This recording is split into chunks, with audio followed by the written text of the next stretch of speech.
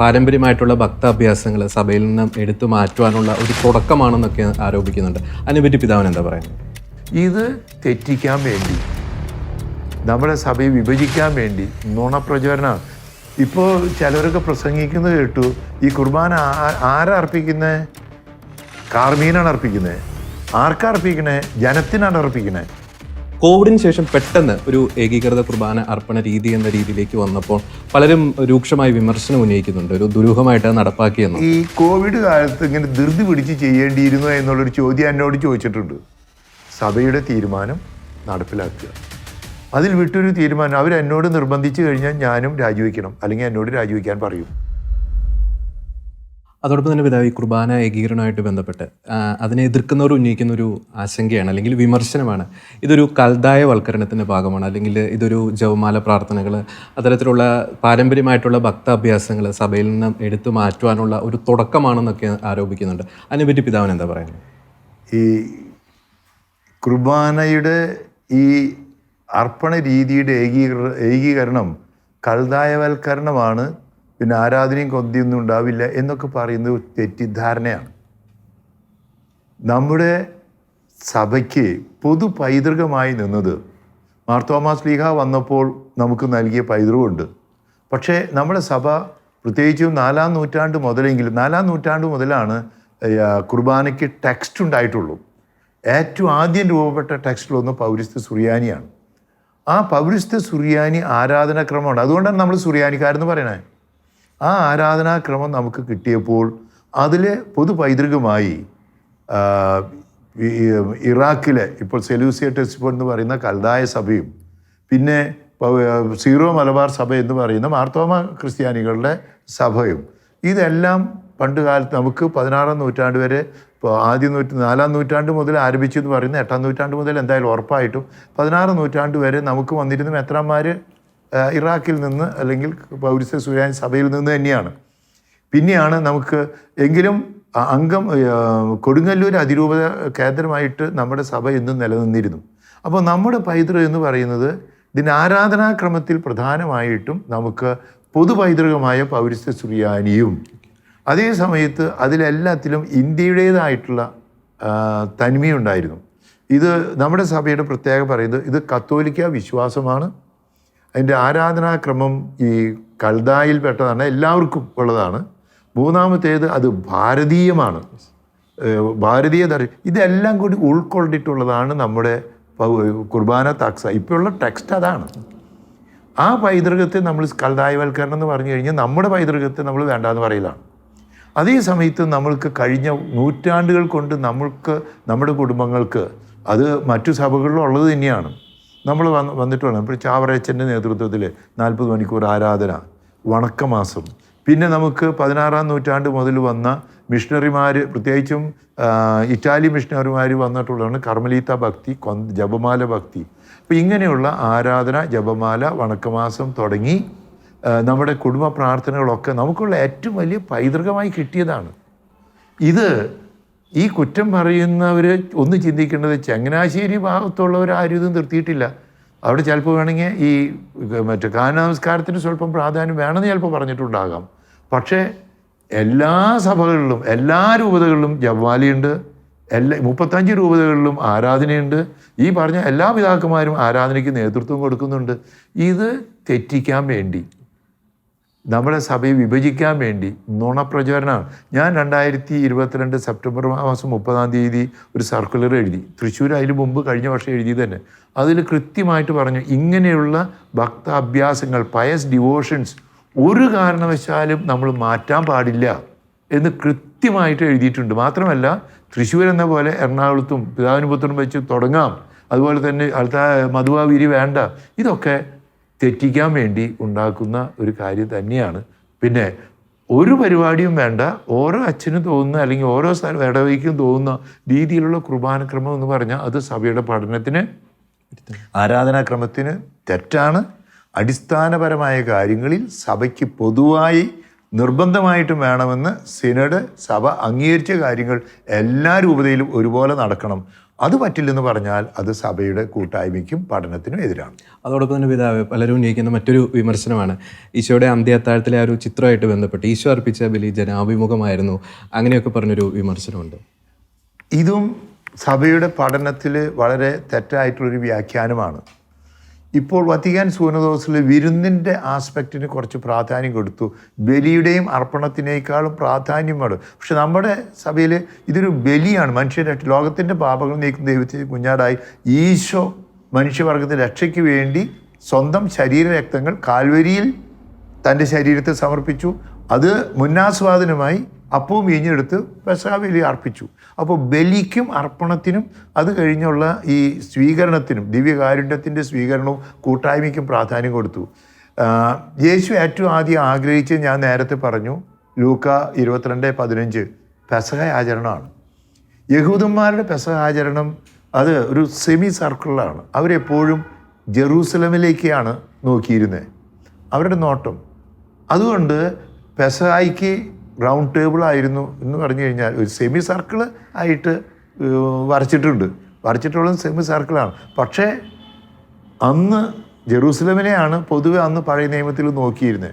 അതിനേക്കാൾ അപ്പുറത്ത് അപ്പം എടുത്തിട്ട് യേശു തൻ്റെ ശരീരമാണ് എൻ്റെ രക്തമാണെന്ന് പറഞ്ഞിട്ട് ഈ യേശു പിറ്റേ ദിവസം അർപ്പിക്കാൻ പോകുന്ന ബലിക്ക് മുന്നാസ്വാദനമായിട്ട് യാഥാർത്ഥ്യവൽക്കരണമായിട്ട് ചെയ്ത് അർപ്പിച്ചത് പിതാവിനാണ് അർപ്പിച്ചത്. അത് അർപ്പിച്ചപ്പോൾ കൂടെ ശിഷ്യന്മാരുണ്ടായി. യേശു അർപ്പിച്ചു, കൂടെ ശിഷ്യന്മാരുണ്ടായി. ഇന്ന് നമ്മളെല്ലാവരും ഉണ്ട്, പൊതുപൗരോഹിത്യം നമുക്ക് എല്ലാവരും. അപ്പോൾ അതുകൊണ്ട് അർപ്പിക്കുന്നത് പിതാവിനാണ്. ഇപ്പോൾ ചിലവരൊക്കെ പ്രസംഗിക്കുന്നത് കേട്ടു, ഈ കുർബാന ആരാ അർപ്പിക്കുന്നത്? കാർമീനാണ് അർപ്പിക്കുന്നത്. ആർക്കാ അർപ്പിക്കണേ? ജനത്തിനാണ് അർപ്പിക്കണേ. ആരെ അർപ്പിക്കണം? അത് തെറ്റായ ദൈവശാസ്ത്രമാണ്. അപ്പോൾ അതുകൊണ്ട് അതിൻ്റെ ദൈവശാസ്ത്രം അനുസരിച്ച് പിന്നെ കാൽവരിയിൽ ബലി അർപ്പിച്ചപ്പോൾ ജനങ്ങൾ മിക്കവാറും കുരിശിൻ്റെ കീഴിൽ അങ്ങോട്ടും ഇങ്ങോട്ടും നിന്നിട്ടുണ്ടാവും. പക്ഷെ യേശു ബലി അർപ്പിച്ച ആർക്കാ? ലോകത്തിൻ്റെ പാപങ്ങൾ നീക്കുന്ന ഈ പഴയ നിയമത്തിൻ്റെ ബലിയുടെ പൂർത്തീകരണമാണ്.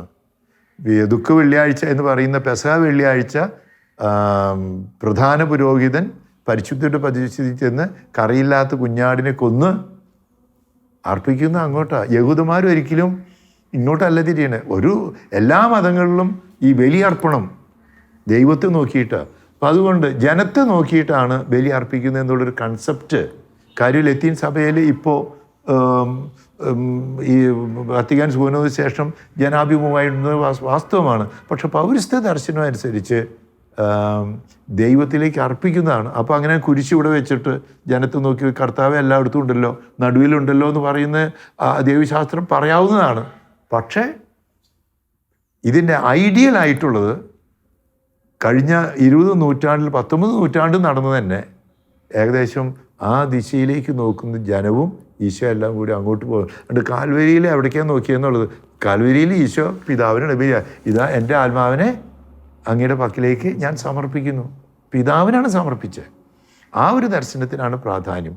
അതുകൊണ്ട് ഇങ്ങനെ തെറ്റായ ഒരുപാട് വ്യാഖ്യാനങ്ങൾ, ഇത് ജനത്തെ നോക്കി ചെല്ലിയില്ലെങ്കിൽ അത് കുർബാനയാവില്ല എന്നൊക്കെ പറയുന്നത് സഭയുടെ പഠനമല്ല, ഇത് സൗകര്യം പോലെയുള്ള വ്യാഖ്യാനമാണ്.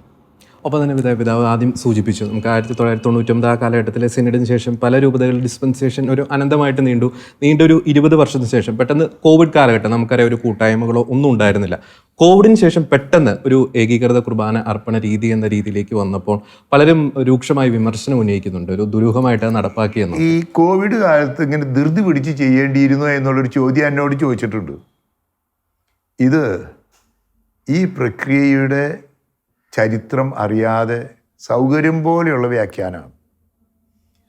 ഇതിൻ്റെ തീരുമാനം വാസ്തവം പറഞ്ഞാൽ 59കളിലൊക്കെ ചർച്ചകൾ തുടങ്ങി, 62-ൽ കൂടുതലുണ്ട്. 1962, 68-ൽ കുറച്ചും കൂടിയും ഒരു ഷോർട്ട് മാസം വന്നപ്പോൾ ജനാഭിമുഖമായി.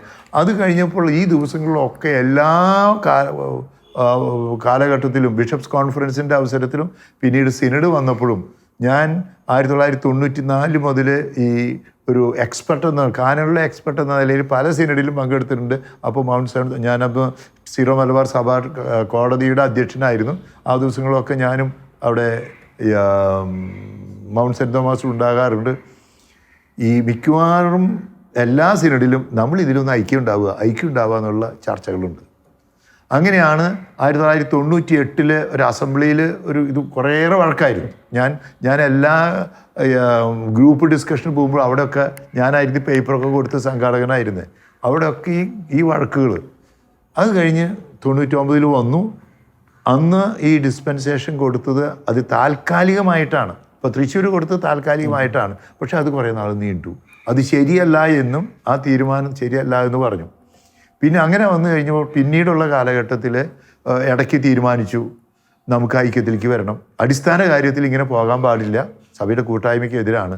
അങ്ങനെ വന്നപ്പോൾ ആദ്യം ഉണ്ടായ തീരുമാനത്തിൻ്റെ ഇടയ്ക്ക് സിനഡ് പറഞ്ഞു നമുക്ക് ഐഡിയയിലേക്ക് വരുന്നതിന് താൽക്കാലികമായിട്ട് കേരളത്തിന് പുറത്തുള്ള രൂപതകളിലെല്ലാം സിനഡ് രീതിയിൽ തന്നെയാണെന്ന് പറഞ്ഞ് അങ്ങനെ കേരളത്തിന് പുറത്തൊക്കെയുള്ള എല്ലാ രൂപതകളിലും അങ്ങനെ തന്നെ നടപ്പിലായി.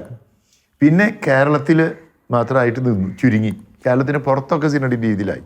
ഇങ്ങനെ വന്നു കഴിഞ്ഞപ്പോൾ 2014-15 കൂടി കുർബാന ടെക്സ്റ്റിൽ നവീകരണം വന്നു. 2020 ആ കുർബാന ടെക്സ്റ്റ് അന്തിമമായിട്ട് തന്നെ ഏകദേശം ഒരു ഫൈനലൈസ് ഫോം ആയത്. അപ്പോൾ തന്നെ ഏകദേശം ഈ കോവിഡ് തുടങ്ങുന്നതിന് മുമ്പ് തന്നെ ഇതിലേക്ക് എത്തണമെന്ന് പിതാക്കന്മാരെ ഏകദേശം ധാരണയായി. അങ്ങനെ വന്നു കഴിഞ്ഞപ്പോൾ 2020 വന്നപ്പോൾ ഞാൻ തന്നെ അന്ന് ഇപ്പോൾ പറയേണ്ട ടെക്സ്റ്റ് വന്നപ്പോൾ മതിയെന്ന് പറഞ്ഞു. 2020 തന്നെ. അപ്പോൾ കോവിഡ് തുടങ്ങിയില്ല. 2021 ഡിസ്കഷൻ വന്നപ്പോൾ അപ്പോൾ ചിലർ ഇപ്പോൾ ഇതിൻ്റെ ഇടയിൽ 2 ഗ്രൂപ്പ് ഉണ്ടല്ലോ. ഉടനെ നടപ്പാക്കണമെന്ന് പറയുന്നൊരു ഗ്രൂപ്പ് ഉണ്ടായി, അല്ല ഇത് പിന്നീട് മതി. അപ്പോൾ ഈ ചർച്ചകളിൽ ഞാൻ പറഞ്ഞൊരു കാര്യം, നമുക്കിത് എല്ലാ രൂപതകളിലും ഒരുപോലെ ആക്കണം. അതുകൊണ്ട് ഒരു ദിവസം കൊണ്ട് ഉണ്ടായതല്ല, കോവിഡ് കാലത്തും ഉണ്ടായതല്ല. അപ്പോൾ 2020-ലും 2021-ലും സിനഡ് പറഞ്ഞത് എന്താണ്? ഇത് പുതിയൊരു തീരുമാനം നമ്മൾ എടുക്കണില്ല. ആദ്യം തന്നെ പറയാനുള്ളത് 2020-ലും 2021-ലും ഈ ഏകീകൃത കുർബാന അർപ്പണ രീതിയെക്കുറിച്ച് പറഞ്ഞത് സിനഡ് പിതാക്കന്മാർ പറഞ്ഞു പുതിയ തീരുമാനം എടുക്കണില്ല. 1999 എടുത്ത തീരുമാനം നമ്മൾ നടപ്പിലാക്കണം. ഇതേക്കുറിച്ചാണ് കോവിഡ് കാലത്ത് ഉണ്ടാക്കിയ തീരുമാനം. ധൃതി പിടിച്ചുണ്ടാക്കിയത്, എത്ര വർഷങ്ങൾ ചർച്ച ചെയ്തതാണ്. അങ്ങനെ വന്നു കഴിഞ്ഞപ്പോൾ 2021 ശക്തമായിട്ട്, ജനുവരി മാസത്തെ സിനഡിലാണ് ഇന്ന് ശക്തമായിട്ട് പറഞ്ഞത്. അപ്പോൾ ഞാൻ ഇവിടുത്തെ തൃശ്ശൂരത്തെ അച്ഛന്മാരോട് കൂടി പറഞ്ഞു, നമ്മളിനി മാറ്റത്തിൻ്റെ അവസരത്തിൽ 2021 ഓഗസ്റ്റിലാണ് ഇത് ഫൈനലായിട്ട് പബ്ലിഷ് ചെയ്തത്. തീരുമാനം വരാൻ പോണത് ഇങ്ങനെയാണെന്ന് തൃശ്ശൂർ ഞാൻ നേരത്തെ പറഞ്ഞു, ഇതാണ് വരാൻ പോണേ, അതുകൊണ്ട് നിങ്ങൾ ഒരുങ്ങണം എന്ന് ഞാൻ തൃശ്ശൂരത്തെ അച്ഛന്മാരോട് പറഞ്ഞു. അപ്പോൾ പല വർഷങ്ങളിലുണ്ടായ ഒരു തീരുമാനം കോവിഡ് കാലത്ത് അത് ഒന്ന് എന്താ പറയുക പബ്ലിഷ് ചെയ്തത് 2021 ഓഗസ്റ്റിലാണ് എന്ന് മാത്രമേ ഉള്ളൂ. പക്ഷെ അതിന് മുമ്പ് വർഷങ്ങളായിട്ടുള്ളതാണ്. അതിന് മുമ്പ് ചില രൂപതകൾ പറഞ്ഞു ഇപ്പം തന്നെ എല്ലാ രൂപതകളും നിർബന്ധമായിട്ട് നടപ്പാക്കണം എന്ന് പറഞ്ഞപ്പോൾ അന്ന് ഇടപെട്ട് പറഞ്ഞതാണ്, ഇല്ല, മാർപ്പാപ്പ ഈ പുതിയ ടെക്സ്റ്റ് അംഗീകരിച്ച് വരുന്ന അവസരത്തിൽ അപ്പോൾ നമുക്ക് ചെയ്യാം. നിങ്ങൾക്ക് നോക്കിയോ, 2021 ജൂലൈ 3 ഫ്രാൻസിസ് മാർപ്പാപ്പ ഇറക്കിയത് അതിൻ്റെ ടെക്സ്റ്റ് അംഗീകരിച്ചപ്പോഴാണ്. അതുകൊണ്ടാണ് ഓഗസ്റ്റിൽ ഫൈനൽ തീരുമാനം ഇങ്ങനെയായി വന്നത്. അതുകൊണ്ട് കോവിഡ് കാലത്തുണ്ടായൊരു തീരുമാനം എന്ന് പറഞ്ഞ് തെറ്റായി വ്യാഖ്യാനം കൊടുത്ത് ആളുകളെ പറ്റിക്കലാണെന്ന് മാത്രമേ എനിക്ക് പറയാനുള്ളൂ. പിതാവ് പറഞ്ഞതുപോലെ വർഷങ്ങളുടെ ഒരു ചർച്ചകൾക്ക് ശേഷമാണ് ഈ ഒരു തീരുമാനം ഉണ്ടായത്. പെട്ടെന്നുള്ളൊരു തീരുമാനമല്ല. പക്ഷേ മാർപ്പാപ്പയുടെ ഡയറക്റ്റ് ആയിട്ടുള്ളൊരു നിർദ്ദേശം എറണാകുളം അങ്കമാലി അതിരൂപതയ്ക്കുണ്ട്. പലതവണ മാർപ്പാപ്പ കത്തെഴുതിയിട്ടുണ്ട്. പക്ഷേ വൈദികരുടെയൊക്കെ ഒരു ഭാഗത്തുനിന്ന് ഒരു അനുസരണക്കേട് സംഭവിക്കുന്നു. അത് ശരിക്കും ഒരു മെത്രാൻ എന്ന നിലയിൽ ഒരു വലിയ രീതിയിലൊരു പ്രതിസന്ധി പിതാവിനെ സൃഷ്ടിക്കുന്നില്ലേ? ഇതൊരു പ്രതിസന്ധി അല്ലേ എന്ന് ചോദിച്ചാൽ പ്രതിസന്ധിയാണ്.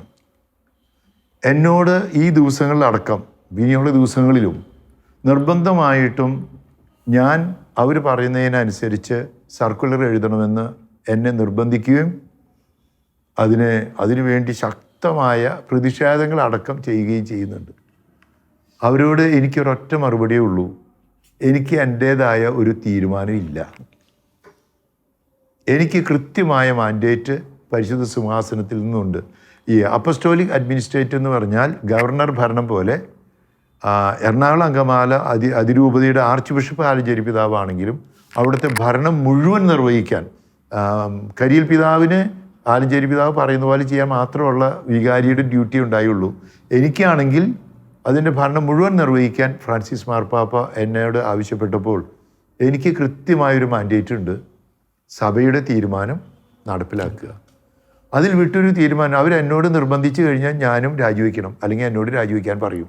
അതുകൊണ്ട് പല പ്രഷറുണ്ട്. അതായത് ഞാൻ അവർ പറയുന്ന പോലെ സർക്കുലർ എഴുതണമെന്നുള്ള നിർബന്ധമൊക്കെ ഉണ്ട്. പക്ഷെ അങ്ങനെ അവർ നിർബന്ധിച്ച് ചെയ്തു കഴിഞ്ഞാൽ പിന്നെ ഞാൻ പരിശുദ്ധ പിതാവിനോടും സഭയോടും അതുവഴി ഈശോയോടും മറുതലിക്കുകയാണ് ചെയ്യുന്നത്. അതെനിക്ക് ചെയ്യാൻ പറ്റില്ല. അപ്പോൾ എല്ലാ പ്രാവശ്യം ഇതുവരെയുള്ള ഈ 4 മാസവും പല പ്രാവശ്യം അവരുടെ പ്രതിഷേധങ്ങളും അഭ്യർത്ഥനകളും മെമ്മോറാണ്ടങ്ങളും കത്തുകളും എല്ലാം എടുത്തപ്പോൾ ഒരൊറ്റ ഉത്തരം മാത്രമേ ഉള്ളൂ. എനിക്ക് എന്നെ ഏൽപ്പിച്ച ദൗത്യം ഫ്രാൻസിസ് മാർപ്പാപ്പ അപ്പസ്റ്റോലിക് അഡ്മിനിസ്ട്രേറ്റർ എന്ന നിലയിൽ, മാർപ്പാപ്പയുടെ പ്രതിനിധി എന്ന നിലയിൽ ചെയ്യാൻ പറഞ്ഞിട്ടുള്ളത്, പരിശുദ്ധ സിംഹാസനം മാർപ്പാപ്പ പറഞ്ഞിട്ടുള്ളത് ചെയ്യാനാണ്. അതിൽ വിട്ട് ഞാൻ ചെയ്യില്ല. ഇപ്പോഴും അത് തന്നെ പറയാനുള്ളൂ. ഇനിയും എതിരായിട്ട് അപ്പോൾ അതൊരു പ്രതിസന്ധി അല്ലേ എന്ന് ചോദിച്ചാൽ അതിനെ അനുസരണക്കേടെന്ന് പറയാനുള്ളൂ. അപ്പോൾ അതുകൊണ്ട് ഇപ്പോൾ സിനഡ് പറഞ്ഞ രീതിയിലല്ലാതെ കുർബാന ചെല്ലുമ്പോൾ അത് സഭയുടെ പഠനത്തിനും നിയമത്തിനെതിരായതിനാൽ അത് നിയമാനുസൃതമല്ല. ഞാനിപ്പോൾ എറണാകുളം അങ്കമാലി അതിരൂപതയിൽ ഇത് പള്ളികളിൽ നിയമാനുസൃതമായി ചെയ്യാനായിട്ട് ഇപ്പോൾ ബസിലിക്കയിൽ, കത്തീഡ്രൽ ബസിലിക്കയിൽ, സെമിനാരിയിൽ അതൊക്കെ കൃത്യമായിട്ട് എഴുതിയിരിക്കണേ, നിങ്ങൾ ചെയ്യണം. ഞാൻ എഴുതി കൊടുത്തിട്ടുണ്ട്. അല്ലെങ്കിൽ അത് നിയമാനുസൃതം ആവില്ല. ചെയ്യാൻ പറഞ്ഞിട്ടുണ്ട്. പ്രതിഷേധങ്ങളുണ്ട്. ഇതൊക്കെ പ്രതിഷേധങ്ങൾക്ക് പിന്നിൽ ആരാണെന്ന് എനിക്കിപ്പോൾ സംശയങ്ങളുണ്ട്. അച്ഛന്മാർ മെത്രാന്മാരും വൈദികരും ഒക്കെ പട്ടം കിട്ടുമ്പോൾ ബൈബിൾ തൊട്ടെടുക്കുന്നൊരു പ്രതിജ്ഞയുണ്ട്. ആ പ്രതിജ്ഞ ഞാൻ ചെയ്ത അതുകൊണ്ടാണ് ഞാൻ മറിച്ച് ഒരു തീരുമാനം എടുത്ത് സർക്കുലർ എഴുതില്ല എന്ന് പറഞ്ഞത്. മാർപ്പാപ്പയെ, മേജർ ആർച്ച് ബിഷപ്പിനെ, രൂപതാധ്യക്ഷനെ അനുസരിക്കുന്ന പറയുന്നത്. ആ അനുസരിച്ചില്ലെങ്കിൽ അനുസരണക്കേടാണ്. പട്ടം കിട്ടിയിട്ട് ആദ്യം തന്നെ അനുസരണക്കേട് കാണിക്കുമ്പോൾ എനിക്ക് വേദനയുണ്ട്, അത് ചെയ്യാൻ സാധ്യതയുണ്ട്. എനിക്ക് അതേ പറയാനുള്ളൂ. അപ്പോൾ അതുകൊണ്ട് ഇപ്പോൾ എന്നെ നിർബന്ധിക്കുന്നൊരു കാര്യം സഭയുടെ പഠനത്തിനും തീരുമാനത്തിനും മാർപ്പാപ്പയുടെ വ്യക്തമായ തീരുമാനത്തിനെതിരെ സർക്കുലർ എഴുതണം എന്നുള്ള നിർബന്ധമൊക്കെ എൻ്റെ മുന്നിലേക്ക് വരുന്നുണ്ട്. പക്ഷേ ഞാൻ പറഞ്ഞു, എനിക്ക് മാൻഡേറ്റ് ഇല്ല, അധികാരമില്ലാത്തതിനാൽ ഞാനിത് എഴുതുകയില്ല. ഇനി ഞാനങ്ങനെ സർക്കുലർ എഴുതി കഴിഞ്ഞാൽ അത് വാലിഡ് ആവില്ല. ആ സർക്കുലറിന് സാധുതയില്ല. കാരണം എൻ്റെ മേലധികാരിയുടെ സഭയുടെ തീരുമാനത്തിന് ഞാൻ എഴുതി കഴിഞ്ഞാൽ ആ സർക്കുലർ സാധുതയുള്ളതല്ല, വാലിഡല്ല. അപ്പോൾ ക്ലിയറായി എന്ന് വിചാരിക്കുന്നു.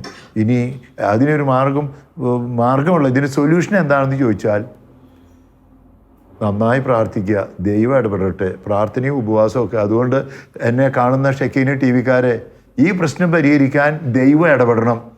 പ്രാർത്ഥന മാത്രമേ അതിന് ഉത്തരവുള്ളൂ. ആ പത്രോസിൻ്റെ തീരുമാനത്തെ ആദിമസഭ സ്വീകരിച്ചതുപോലെ സ്വീകരിക്കാനുള്ള നല്ല മനോഭാവം ഉണ്ടാകാൻ വേണ്ടി, മനസ്സിന് അന്തരം ഉണ്ടാകാൻ വേണ്ടി നന്നായിട്ട് പ്രാർത്ഥിക്കുക. അതോടൊപ്പം തന്നെ പിതാവ്, ഈ കുർബാന ഏകീകരണവുമായി ബന്ധപ്പെട്ട് അവിടെ നടക്കുന്ന പ്രതിഷേധങ്ങൾ കാണും. നമുക്കറിയാം, ഈ കുരിശിൻ്റെ വഴി പ്രാർത്ഥനയിൽ മനോഹരമായിട്ടുള്ള ധ്യാനചിന്തയുണ്ട്. ഈശോ അനുഭവിക്കുന്ന ഒരു ഒറ്റപ്പെടൽ, എന്നെ അറിയുന്നവരാരുമില്ല, സ്നേഹിതന്മാർ ചുറ്റുമില്ല എന്നൊക്കെ. ചില പ്രതിഷേധങ്ങൾ, പിതാവിന് നേരെയുള്ള ചില പ്രതിഷേധങ്ങൾ കാണുമ്പോൾ ചിലർ പിതാവിന് നേരെ ചീറിയെടുക്കുന്നു, അധിക്ഷേപിക്കുന്നു. ഒരു വീഡിയോ ഒക്കെ പോലീസ് അകമ്പടിയോടുകൂടി തന്നെ പിതാവ് ആ അരമനയിൽ നിന്ന് പുറത്തേക്ക് ഇറങ്ങി വരുന്ന ഒരു സാഹചര്യം. ശരിക്കും പിതാവ് ഈ ദിവസങ്ങളിൽ ഒരു കുരിശിൻ്റെ വഴി ഒരു അനുഭവങ്ങളിലൂടെയല്ലേ പിതാവ് കടന്നു പോയത്? ഈ എറണാകുളത്തെ അച്ഛന്മാരോട് ഞാൻ പറഞ്ഞൊരു ഉദാഹരണമാണ് ഇതിന് മറുപടി പറയാനുള്ളത്. മെത്രാന്മാർ, പ്രത്യേകിച്ച് ഗലാത്യർക്ക് എഴുതിയ 5:5 പറയുന്ന പോലെ രൂപതയോട് വെഡഡാണ്, വിവാഹിതരാണ്. അതുകൊണ്ടാണ് മെത്രാന്മാരുടെ മോതിരം. ഞാൻ ഈ തൃശ്ശൂരാകുന്ന പ്രാദേശിക സഭയോട് വിവാഹിതനാണ്. ഇതാണ് അതിൻ്റെ അർത്ഥം. സഭ മണവാട്ടി, ക്രിസ്തു മണവാളൻ. അതുകൊണ്ടാണ് മെത്രാനില്ലാതെ രൂപതയുമില്ല, രൂപതയില്ലാതെ മെത്രാനുണ്ടാകാൻ പറ്റില്ല. ഈ സഹായ മെത്രാന്മാർക്കൊക്കെ ഓരോ സ്ഥാനിക രൂപതകൾ കൊടുക്കുന്നത് അങ്ങനെയാണ്. ഞാൻ സഹായ മെത്രാനായിരുന്ന ആപ്തൂസ എന്ന് പറഞ്ഞ് നിന്നുപോയൊരു രൂപതയുടെ മെത്രാനാണ്. ഈ ടോണി പിതാവിൻ്റെ ഒരു പ്രത്യേകതരം പേരാണ്. അങ്ങനെ വെഡഡാണ്. അത് ശരിയാണ്. അതായത് സഭയുടെ ഒരു ദർശനമാണ്. ഈ ക്രിസ്തു സഭയുടെ മണവാട്ടി എന്ന പോലെ രൂപതയുടെ മണവാളനായിരിക്കണം ക്രിസ്തു. പക്ഷെ അത് മാത്രമല്ല ഈ മെത്രൻ്റെ, വൈദികരുടെ ഒക്കെ ജീവിതത്തിൽ ഈ കർത്താവിനോട് കൂടി പട്ടം കിട്ടുമ്പോൾ കർത്താവിനോട് ക്രൂശിക്കപ്പെടാനും കൂടിയിട്ടാണ്.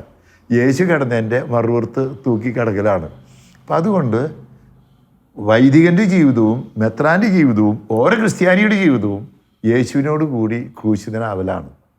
അല്ലെങ്കിൽ ഇഷ്ടം പോലെ സൗകര്യം പോലെ എൻ്റെ പിന്നാലെ വരാൻ ആഗ്രഹിക്കുന്നവൻ, മത്തായി 16:24 എന്താ പറയുന്നത്? എൻ്റെ പിന്നാലെ വരാൻ ആഗ്രഹിക്കുന്നവൻ എൻ്റെ ഇഷ്ടമല്ല അവനവൻ്റെ കാര്യങ്ങളല്ല, എൻ്റെ ഫിലോസഫി, എൻ്റെ തിയോളജി, എൻ്റേതായ പോളിസി ഇത് പറയലല്ല, സ്വയം പരിത്യജിച്ച് പിന്നെ പറഞ്ഞാൽ എന്താ, അനുദിന ജീവിതത്തിൽ കുരിശെടുത്ത് പിന്നാലെ വരാം. അപ്പം അതുകൊണ്ട് കർത്താവിൻ്റെ കുരിശിനോട് കൂടി ക്രൂശിക്കപ്പെട്ടിരിക്കുകയാണ്. ഇപ്പോൾ ഞാൻ അവരോട് പറഞ്ഞൊരു ഉദാഹരണം ഇതാണ്. ഞാനിങ്ങനെ കുരിശിൻ്റെ ഒരു വശത്ത് ഇങ്ങനെ കിടക്കുമ്പോൾ ഇപ്പോൾ എന്നെ വലിച്ചു നീട്ടി അതിൻ്റെ മറുവശത്ത് കൂടി ആക്കിയിട്ട് 360 ഡിഗ്രിയിൽ വലിച്ചു കിടക്കുകയാണ്. ഇപ്പോൾ CBCI കൂടി വന്നപ്പോൾ അതിൻ്റെ മുകളിലും സൈഡിലും എല്ലാ ഭാഗത്തും കൂടി ആയിട്ടുണ്ട്. അങ്ങനെയുള്ളൊരു പ്രതി. അപ്പോൾ കുരിശിൽ കിടക്കുക എന്നുള്ളത്, കുരിശിൻ്റെ പിന്നാലെ നടക്കുക എന്നുള്ളത്, കുരിശിൻ്റെ വഴി കൂടെ നടക്കുക എന്നുള്ളത്,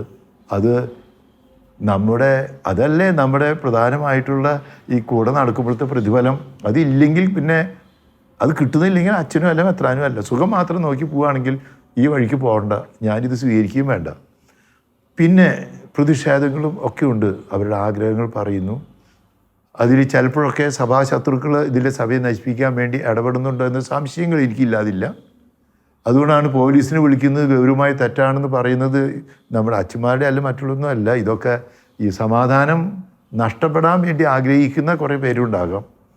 ഏതായാലും എനിക്ക് അതേക്കുറിച്ച് ഞാൻ ഇതുവരെ ആരോടും പരാതിപ്പെട്ടിട്ടില്ല. സമാധാനം ഉണ്ടാകാൻ പോലീസിനെ വിളിക്കുന്നത് നല്ലതാണെന്ന് ഞാൻ പറഞ്ഞിട്ടുണ്ട്. അത് ഇനിയും ചെയ്യേണ്ടി വരും. ഈ ദിവസങ്ങളിൽ ഇനിയും ഈ പ്രതിഷേധങ്ങൾ ഉണ്ടാകുമെന്ന് ഞാൻ പ്രതീക്ഷിക്കുന്നു. പക്ഷേ എനിക്ക് കർത്താവിൽ ആശ്രയമുണ്ട്. കുരിശ് അവസാനിച്ചതല്ല.